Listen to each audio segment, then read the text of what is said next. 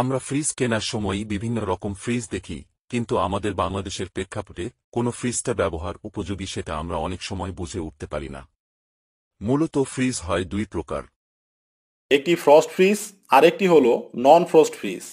অনেকেই আছেন এই দুই ধরনের ফ্রিজের মধ্যে পার্থক্য জানেন না।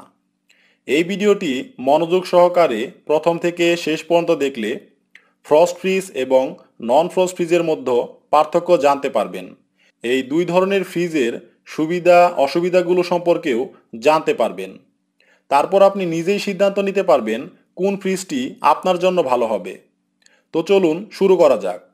প্রথমেই শুরু করি বরফ দিয়ে। সাধারণ ফ্রস্ট টাইপের ফ্রিজের ডিপ অংশে মাছ, মাংস বা যে কোনো খাবার রাখলে শক্ত বরফে জমে যায়। এই খাবারগুলো রান্না করতে হলে পানিতে কিছুক্ষণ ভিজিয়ে রাখতে হয়, আর তা না হলে বরফ গলে যাওয়া পর্যন্ত অপেক্ষা করতে হয়। অন্যদিকে নন ফ্রস্ট ফ্রিজের ডিপ অংশে কোনো প্রকার বরফ জমে না, ফলে মাছ, মাংস সহ যে কোনো ধরনের খাবার ফ্রিজ থেকে বের করে সাথে সাথেই ব্যবহার করা যায় অথবা রান্না করা যায়। তাছাড়া ফ্রস্ট ফ্রিজ একটানা চলতে থাকলে ফ্রিজের ভেতরে প্রচুর পরিমাণে বরফ জমে। এই কারণে ভেতরের জায়গা কমে যায়।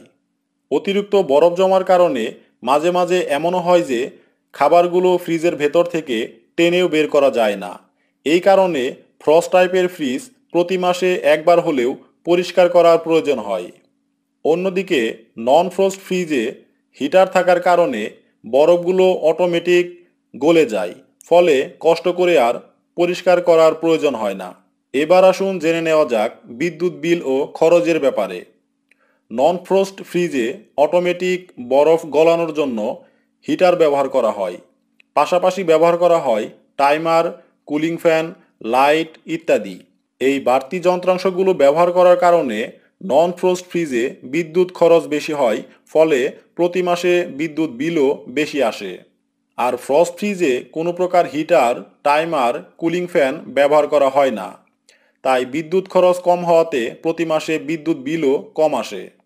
কারেন্ট চলে গেলেও ফ্রস্ট ফ্রিজে খাবার 5 থেকে 6 ঘন্টা ভালো থাকে, কিন্তু নন ফ্রস্ট ফ্রিজে বরফ না জমার কারণে বিদ্যুৎ চলে গেলে মাত্র 1 থেকে 2 ঘন্টা খাবার ভালো থাকে।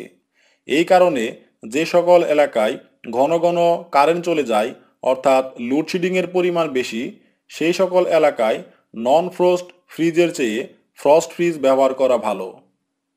তাছাড়া একটা সাধারণ ব্যাপার আমরা সবাই জানি, যেই জিনিসের মধ্যে যন্ত্রাংশ বেশি থাকে সেই জিনিসটি নষ্ট হওয়ার সম্ভাবনাও বেশি থাকে।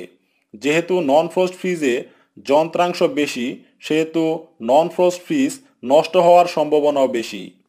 অন্যদিকে ফ্রস্ট ফ্রিজে যন্ত্রাংশ কম থাকার কারণে সহজে নষ্ট হয় না। আশা করি ফ্রস্ট ফ্রিজ আর নন ফ্রস্ট ফ্রিজের মধ্যে পার্থক্য আপনারা বুঝতে পেরেছেন, সুবিধা অসুবিধাগুলোও জানতে পেরেছেন। এখন আপনি সিদ্ধান্ত নিন কোন ধরনের ফ্রিজ আপনার জন্য ভালো হবে, ফ্রস্ট ফ্রিজ নাকি নন ফ্রস্ট ফ্রিজ।